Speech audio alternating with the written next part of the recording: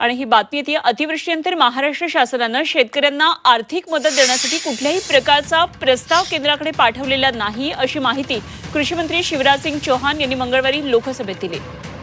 अतिवृष्टीमुळे 14 लाख हेक्टर शेती नष्ट झाल्याची माहिती राज्याचे कृषी मंत्री दत्तात्रय भरणे यांनी दिलेली होती। मात्र महाराष्ट्र सरकारनं केंद्राला 1,10,000 हेक्टर शेती नष्ट झाल्याचं सांगितलेलं आहे आणि केंद्रीय कृषी मंत्री शिवराज सिंग चौहान यांनी मंगळवारी लोकसभेत दिलेल्या माहितीनुसार महाराष्ट्र शासनानं राज्य आपत्ती निवारण निधीतून अतिवृष्टी आणि पुरामुळे उद्ध्वस्त झालेल्या शेतकऱ्यांना 4,176 कोटींची मदत केलेली आहे। यामध्ये केंद्राचा वाटा हा 3,132 कोटी रुपयांचा आहे आणि हा निधी 2 टप्प्यामध्ये राज्याला देण्यात आलेला आहे। सरकार पाठवते प्रस्ताव तो त्यानंतर केंद्रीय पथक येतं ते अंतिम करतं। शेवटी लोकसभेच्या उत्तरामध्ये हे आलं असतं की अंतिम मदत जी असतं त्याचा जो काही फायनल गोषवारा असतो तो गोषवारा प्रॉपर त्या ठिकाणी गेला म्हणजे प्रॉपर ठिकाणी अजून दोघांचे राज्य सरकार केंद्र सरकारचा अजून जो ताळमेळ आहे तो ताळमेळ बसवून त्या ठिकाणी अंतिम मदतीला गेला नसेल किंवा अंतिम करायला गेला नसेल। आज एवढंच आहे की दोघाही आमचं आणि केंद्राचं पाहणी झालेली आहे। मागच्या वेळी तुम्ही बघितलं असाल नगरमध्ये अहिल्यानगरमध्ये सर्वकडे केंद्रीय पथक गेलं, रात्री उशिरापर्यंत केंद्रीय पथक फिरलं। त्यामुळं दोघांची ताळमेळ करून अंतिम प्रस्ताव तो आता मदतीकरता जाईल। दरम्यान याबाबत आम्ही शेतकरी नेते राजू शेट्टी यांच्यासोबत काही वेळापूर्वी फोनवरून संवाद साधलेला होता। पाहूया राजू शेट्टी यांची प्रतिक्रिया। मला आश्चर्य या गोष्टीचं वाटतं की केंद्र सरकारचं पथक 2 वेळा महाराष्ट्रामध्ये येऊन गेलं। नुकसान भरपाईची पाहणी हे पथक सुद्धा इतकं विद्वान की रात्री बॅटरी पण पाहणी करत होतं। अतिवृष्टीचे आकडे महाराष्ट्र सरकारकडे आहेत आणि आता पाऊस थांबूनही 15 दिवस होऊन गेले आणि अजूनही एप्रिलला आम्ही प्रस्ताव पाठवणार, जूनला पाठवणार, म्हणजे नेमकं शेतकऱ्यांची चेष्टा चालू आहे का? तर सरकारचाच प्रस्ताव गेला नाही तर मग केंद्र सरकार मदत कशी करणार? अनधिकृतरित्या असं सांगितलं गेलं का की आमच्याकडे आता पैसे नाहीत किंवा आम्ही आता ते पैसे बिहारच्या निवडणुकीत वापरणार आहोत आणि मग तुम्ही प्रस्ताव पाठवू नका असं सांगितलंय का? याचा खुलासा झाला पाहिजे। एवढ्या मोठ्या प्रमाणामध्ये नुकसान झालेलं आहे, राज्य सरकारकडे शेतकऱ्याला मदत करायला पैसा नाही, दबाव येत असेल तर आता महाराष्ट्राच्या मुख्यमंत्र्यांनीच याच्यावर बोललं पाहिजे की प्रस्ताव का गेला नाही। इतिहासामध्ये सर्वाधिक अतिवृष्टी झालेला हा कालावधी आहे आणि या कालावधीमध्ये अतिवृष्टी होऊन सुद्धा केंद्र सरकारचा नैसर्गिक आपत्तीमध्ये वापरण्यासाठी जो निधी निर्माण केलेला आहे NDRFचा, त्या निधीमध्ये मागणी करायला पाहिजे असताना सुद्धा जर करत नसेल तर अत्यंत वाईट आहे आणि याचा खुलासा मुख्यमंत्र्यांनी केला पाहिजे।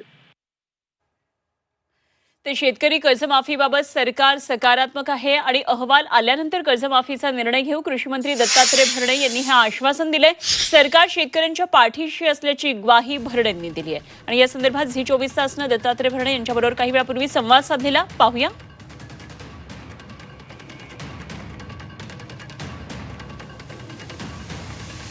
शेतकऱ्यांच्या कर्जमाफीच्या बाबतीत जर सरकारने या राज्याचे मुख्यमंत्री दोन्ही उपमुख्यमंत्र्यांनी जो निर्णय घेतलेला आहे त्या बाबतीमध्ये परदेशी साहेबांच्या नावावरती एक कमिटी तयार केलेली आहे। सध्या किती कर्जमाफी, सध्या शेतकऱ्यांची काय परिस्थिती आहे, आपण किती कर्जमाफी त्यांना दिली पाहिजे, किती कुठलं त्यामध्ये हे घेतले कर्जाचे आयटम घेतले पाहिजे या बाबतीमध्ये त्या समिती आपण नेमलेली आहे। समितीचा अहवाल हा मार्च महिन्यामध्ये आपल्याला एप्रिल महिन्याच्या पहिल्या आठवड्यात तो अहवाल आपल्याला येणार आहे आणि तो अहवाल प्राप्त झाल्यानंतर आपण केंद्र सरकारकडे पण मागणी करणार आहे आणि राज्य सरकार पण त्याबाबतीत हिस्सा उचलणार आहे। त्या बाबतीत आता सध्या प्रस्ताव पाठवण्याचा विषय येत नाही, साधारणतः एप्रिल महिन्याच्या पहिल्या आठवड्यात तो आपल्याला संपूर्ण माहिती या कर्जमाफीच्या बाबतीमध्ये संपूर्ण राज्यातल्या शेतकऱ्यांची परिस्थिती आपल्या लक्षात येईल आणि ती आल्यानंतर आपण ही माहिती आपण राज्य सरकार हे केंद्र सरकारला पाठवेल आणि आपण राज्य सरकार पण सुद्धा शेतकऱ्याच्या कर्जमाफीच्या बाबतीत राज्य सरकारच सकारात्मक आहे। त्यामुळे कुठल्याही शेतकरी बांधवांनी कुठे काळजी करू नका, जूनच्या अखेर माझ्या शेतकऱ्यांना कर्जमाफी ही दिली जाईल। ते शेतकऱ्यांच्या कर्जमाफीबाबत खासदार सुप्रिया सुळे यांनीही प्रतिक्रिया दिली आहे। कृषी मंत्री दत्तात्रय भरणे यांना संपर्क साधणार असल्याचं सुळे यांनी म्हटलंय आणि शिवराज सिंग चौहान यांची भेट घेऊ असंही त्या म्हणाल्यात। दरम्यान शेतकऱ्यांबाबत हे सरकार असंवेदनशील असल्याची टीका सुप्रिया सुळे यांनी केली आहे। महाराष्ट्र सरकार सातत्याने म्हणतं की योग्य वेळी देऊ. कधी येणार आहे ती योग्य वेळ? आता तुम्ही बघताय, आणि हे स्टेटमेंट माझं नाहीये, मकरंद आबा पाटलांचं स्टेटमेंट आहे की दर 3 तासाला एक शेतकऱ्याची आत्महत्या महाराष्ट्रात होते. काय काय कुठल्या वेळेची वाट पाहते हे महाराष्ट्राचं सरकार? मला कळत नाही. इतकं असंवेदनशील सरकार मी आजपर्यंत पाहिलेलं नाही. आणि मी दत्तामामांना आजच कॉन्टॅक्ट करणार आहे आणि दत्तामामांना हात जोडून विनंती करणार आहे की आम्ही 48 खासदार सगळे आमचे मतभेद सगळे सोडून तुम्ही कृपा करून फाईल तातडीने दिल्लीला पाठवा. आम्ही शिवराज सिंग चौहान साहेबांची भेट तुमच्या सगळ्यांच्या वतीने घेऊ.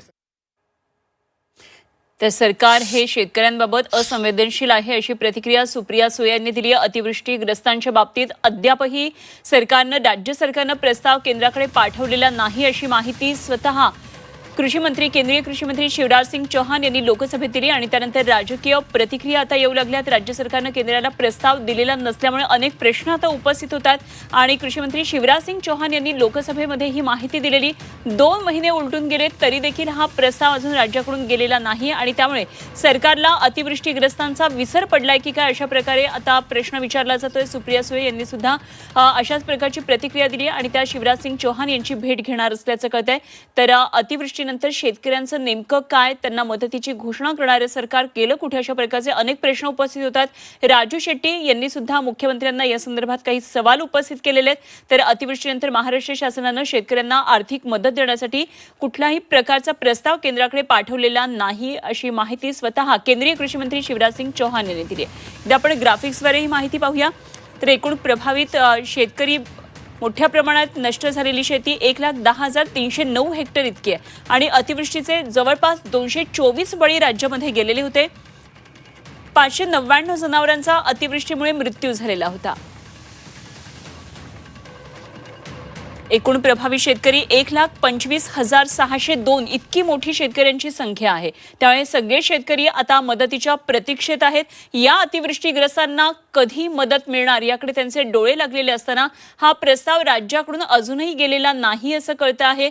अर्थात या संदर्भात बरेच अहवाल येणं बाकी आहे अशी माहिती सरकारकडून जरी सांगितलेली जात असली तरी अतिवृष्टीग्रस्त या मदतीकडे सध्या डोळे लावून बसलेले आहेत. अनेकदा आश्वासनं सरकारतर्फे दिलेली असली तरीही अजूनही अतिवृष्टीग्रस्तांना ठोस अशी मदत कुठली मिळालेली नाही अशा प्रकारे सुद्धा चर्चा सुरू आहे. त्यामुळे राज्याकडून आता केंद्राला प्रस्ताव का दिलेला नाही, हा प्रस्ताव कधीपर्यंत दिला जाईल असे अनेक प्रश्न या निमित्तानं आता उपस्थित होत आहेत. तर या संदर्भात आम्ही कृषी मंत्री दत्तात्रय भरणे यांच्याबरोबर सुद्धा संपर्क साधला आणि त्यांची एक्सक्लुझिव्ह प्रतिक्रिया यावर जाणून घेतली. तर शेतकरी कर्जमाफीबाबत तर सरकार सकारात्मक असल्याचं भरणेंनी सांगितलं. तर हा प्रश्न ज्यांनी उपस्थित केला संसदेमध्ये ते खासदार ओमराजे निंबाळकर आपल्याबरोबर सध्या जोडले गेले. जाणून घेऊया त्यांनी काय नेमका प्रश्न उपस्थित केला आणि कशा प्रकारे या सगळ्याचं उत्तर मिळालेलं आहे.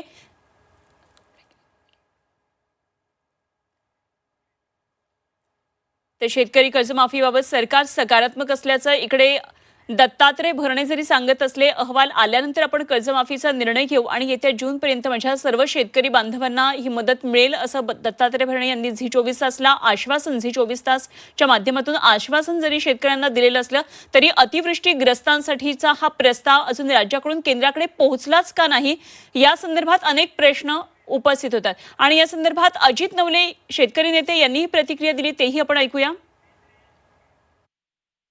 महाराष्ट्राच्या सरकारचा यासाठी मी तीव्र निषेध करतो. त्यांनी महाराष्ट्राची माफी मागितली पाहिजे, कारण महाराष्ट्राच्या जखमांवर मीठ चोळणारी कृती एक प्रकारे राज्याच्या सरकारने केलेली आहे. प्रचंड उद्ध्वस्त महाराष्ट्र झालेला असताना, शेती खरवडून गेलेली असताना, पिके बर्बाद झालेली असताना महाराष्ट्राचं सरकार अतिरिक्त मदतीसाठी केंद्राकडे साधा प्रस्ताव जर देत नसेल तर हे महाराष्ट्राचं सरकार नक्की कुणासाठी काम करतंय हा प्रश्न या पार्श्वभूमीवर उपस्थित होतो. महाराष्ट्राच्या सरकारचा किसान सभेच्या वतीने मी तीव्र शब्दामध्ये धिक्कार करतो. तर अजित नवले यांनी अशा प्रकारे राज्य सरकारचा निषेध केला. हा प्रस्तावच मदतीसाठीचा केंद्र सरकारकडे पोहोचलेला नाही अशी माहिती स्वतः केंद्रीय कृषी मंत्री शिवराज सिंग चौहान यांनी लोकसभेत दिली आहे. त्यामुळे यावरून अनेक प्रश्न आता उपस्थित होत आहेत आणि या संदर्भात बोलण्यासाठी सध्या आपल्याबरोबर खासदार ओमराजे निंबाळकर जोडले गेलेत. खरं तर त्यांनी हा प्रश्न काल लोकसभेमध्ये उपस्थित केला होता. त्यांच्या प्रश्नाला केंद्रीय मंत्र्यांनी अशा प्रकारे उत्तर दिले. आपण जाणून घेऊया आणखी या संदर्भातली सविस्तर माहिती. ओमराजेजी, आपण हा प्रश्न उपस्थित केला होता लोकसभेमध्ये. अतिवृष्टीग्रस्तांना मदत कधी मिळणार अशा प्रकारे खरं तर प्रश्न उपस्थित होत असताना केंद्राकडे प्रस्तावच गेला नाही असं कळतंय. नेमकं काय झालं होतं काल? मला आपल्याला सगळ्यांदा पहिल्यांदा दुरुस्त करायचंय की NDRF ची जी मदत आहे, हा जो विषय आहे हा गृह राज्यमंत्र्यांचा आहे. आणि याच्यामध्ये मी तारांकित प्रश्न केला होता आणि तो काल 5व्या नंबरला आला होता. आणि त्याच्यात उत्तरात त्यांनी स्पष्टपणे सांगितलंय की केंद्र सरकारकडं राज्य सरकारचा कुठलाही प्रस्ताव मदतीच्या बाबतीतला आलेला नाही. मला वाटतं हे अतिशय दुर्दैवी आहे आणि धक्कादायक आहे. कारण महाराष्ट्रामध्ये अतिवृष्टीमुळे जे भयंकर असं शेतकऱ्याचं नुकसान झालंय आणि शेतकऱ्याचा प्रपंच उघड्यावर पडलाय. मला वाटतंय ह्या प्रश्नाकडं राज्य सरकारनं अतिशय गांभीर्यानं बघणं अपेक्षित होतं. पण असं असतानाही राज्य सरकारकडनं साधा प्रस्ताव सुद्धा मदतीच्या बाबतीतला न जाणं हे अतिशय दुर्दैवी आहे. आणि तारांकित प्रश्नाला त्या ठिकाणी जे उत्तर दिलंय, मी थोडासा तो भाग तुम्हाला वाचून दाखवतो कि वर्ष 2025 के दौरान आई बाढ़ के मद्देनजर राज्य के प्रभावित क्षेत्रों का दौरा कर नुकसान का मौके पर आकलन करने हेतु 16/10/2025 को एक IMCT का गठन किया गया है.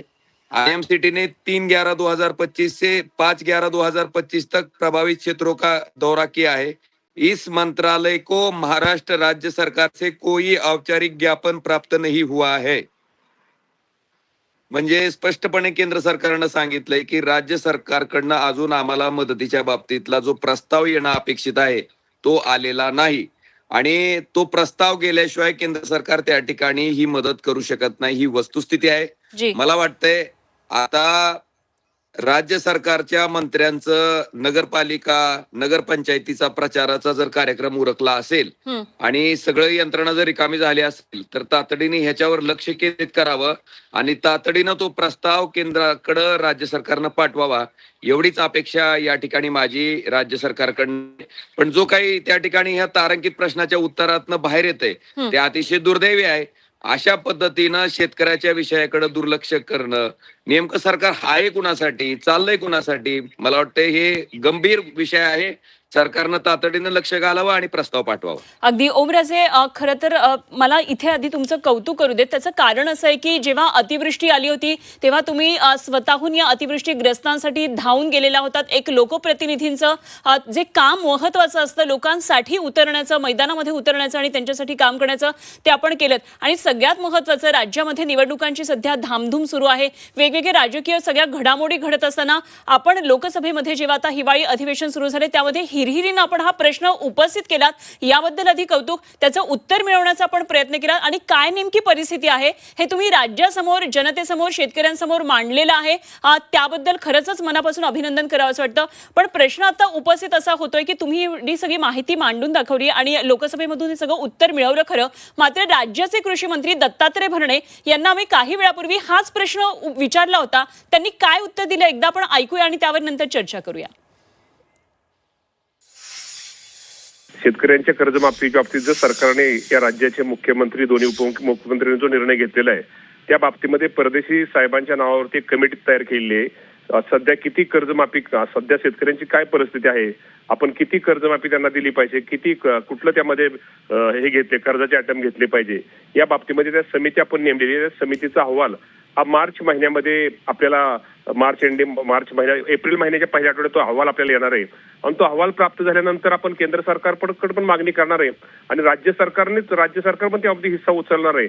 त्या बाबतीत आता सध्या प्रस्ताव पाठवण्याचा विषय येत नाही. साधारणतः एप्रिल महिन्याच्या पहिल्या आठवड्यात तो आपल्याला संपूर्ण माहिती या कर्जमाफीच्या बाबतीमध्ये संपूर्ण राज्यातल्या शेतकऱ्यांची परिस्थिती आपल्या लक्षात येईल आणि ती आल्यानंतर आपण ही माहिती आपण राज्य सरकार हे केंद्र सरकारला पाठवेल आणि आपण राज्य सरकार पण सुद्धा शेतकऱ्याच्या कर्जमाफीच्या बाबतीत राज्य सरकारच सकारात्मक आहेत. त्यामुळे कुठल्याही शेतकरी बांधवांनी कुठे काळजी करू नका. जूनच्या अखेर माझ्या शेतकऱ्यांना कर्जमाफी ही दिली जाईल. ओबराजे, आपण ऐकली असेल ही सगळी प्रतिक्रिया. खरं तर प्रश्न हा अतिवृष्टीग्रस्तांसंदर्भातला विचारला होता. कर्जमाफीचं जरी उत्तर देत असले त्याच गोष्टीचं हसू येतंय हाजी की तुम्ही प्रश्न त्याला काय विचारला आणि ते उत्तर काय देत. अहो मामा, मला प्रश्न हा विचारलाय की केंद्र सरकारकडनं एनडीआरएफच्या माध्यमातून जी मदत त्या ठिकाणी मिळणं अपेक्षित आहे त्याच्या बाबतीत राज्य सरकारनं केंद्र सरकारकडे प्रस्ताव का पाठवला नाही. मला वाटतं हा सरळ सरळ प्रश्न आहे. अगदी कर्जमाफीचा विषय वेगळा आहे आणि केंद्राकडनं राज्याला मदत घेणं हा वेगळा विषय आहे.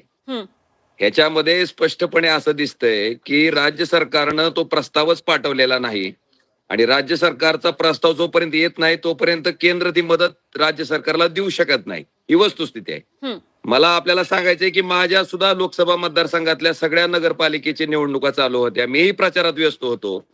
पण माझं संसदीय काम की खासदार म्हणून मला जे पहिल्यांदा करणं गरजेचं आहे, महत्वाचं आहे, त्याच्यात मी चूक होऊ दिली नाही.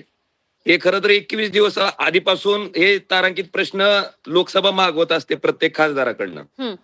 तो मी प्रश्न त्याच वेळेस टाकलेला आहे आणि त्याचं उत्तर काल 2 तारखेला स्वतः गृह राज्यमंत्र्यांनी लेखी स्वरूपात दिलंय आणि त्याच्यात असं दिसतंय की राज्य सरकारनं केंद्र सरकारकडं अतिवृष्टीग्रस्त शेतकऱ्यांना मदतीसाठी एनडीआरएफ मधनं कुठलाही प्रस्ताव राज्य सरकारचा केंद्र सरकारकडे गेलेला नाही आणि हे दुर्दैवी आहे. मामांना दुरुस्त करून सांगा की कर्जमाफी हा विषय वेगळा आहे आणि जे अतिवृष्टीमध्ये शेतकऱ्याचं नुकसान झालंय त्याच्यासाठी केंद्र सरकारकडनं राज्याला जी मदत मिळवायची त्याच्या बाबतीतला हा प्रस्ताव आहे. तो का पाठवला नाही. मला वाटतं ह्या प्रश्नाचं अचूक उत्तर कृषी मंत्र्यानं, राज्य सरकारनं, मुख्यमंत्र्यांनी, 2 उपमुख्यमंत्र्यांनी देणं अपेक्षित आहे.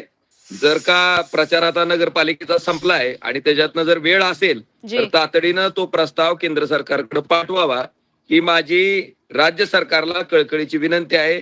कारण आपण पहिल्यांदा त्या जनतेचं देणं लागतो, त्या शेतकऱ्याचं देणं लागतो, त्याचे प्रतिनिधी म्हणून आपण हे सरकार चालवत असतो आणि त्याला मदत करणं हे सरकारची जबाबदारी असते. ती त्या ठिकाणी राज्य सरकारनं पार पाडलेली नाही हे ह्या उत्तरावरून दिसतंय. आता तरी जागं व्हा आणि तातडीनं तो प्रस्ताव केंद्र सरकारकडे पाठवा. अगदी ओमराजे, आणखी एक महत्त्वाचा मुद्दा फक्त आपल्या लक्षात आणून देते. खरं तर अतिवृष्टीमुळे साधारण 14 लाख हेक्टर शेती नष्ट झाली आहे अशी माहिती स्वतः राज्याचे कृषी मंत्री दत्तात्रय भरणे यांनी दिलेली होती. मात्र महाराष्ट्र सरकारनं केंद्राकडे जी माहिती पुरवलेली आहे त्यानुसार 1,10,000 हेक्टर शेती नष्ट झाल्याचं सांगितलंय. तर यामध्ये कितपत तथ्य आहे, काय अशी माहिती तिथपर्यंत गेली आहे का? 14 लाख हेक्टर शेती कुठे आणि 1,10,000 हेक्टर शेती कुठे? आता कृषी मंत्र्यांनी दिलेल्या उत्तरावरनं ते अतिशय अज्ञान समोर येत आहे. त्याच्यामुळं काय माहिती दिली गेली आहे हे निश्चितपणे मीही बघून घेतो आधी. कारण न बघता कुठल्या गोष्टीवर भाष्य करणं काय मला योग्य वाटत नाही. पण एवढ्या मोठ्या प्रमाणात नुकसान झालेलं असताना जर राज्य सरकारकडनं कमी क्षेत्राचं नुकसान झालंय असं जर त्या ठिकाणी केंद्राला कळवलं गेलं तर जी नुकसानीची मदत त्या ठिकाणी केंद्र सरकारकडनं राज्य सरकारला येणार आहे ती सुद्धा राज्य सरकार कळवलेल्या माहितीच्या आधारेच येणार आहे. आणि ते क्षेत्र जर कमी कळवलं गेलं तर मदत सुद्धा कमी येणार आहे आणि ह्याचा फटका हा शेतकऱ्याला बसणार आहे. शेतकऱ्याला नुकसान ते सहन करावं लागणार आहे आणि राज्याला सुद्धा सहन करावं लागणार आहे. त्याच्यामुळे ह्याच्या बाबतीत माझी विनंती आहे राज्य सरकारच्या मंत्री महोदयांना की आपण हे गांभीर्यानं घ्यावं, लक्ष द्यावं. कारण तुम्ही जसं राजकीय क्षेत्रात आहे तसं मीही प्रचारात होतो. पण माझं पहिलं कर्तव्य जे आहे ते मी पार पाडले पहिल्यांदा आणि आपणही पार पाडावं ही अपेक्षा आहे. अगदी अगदी धन्यवाद आपण दिलेल्या या सगळ्या प्रतिक्रियेसाठी आणि दिलेल्या या सगळ्या माहितीसाठी. ओमराजे निंबाळकर, धन्यवाद. झी 24 तास बरोबर जोडला गेलात त्याबद्दल.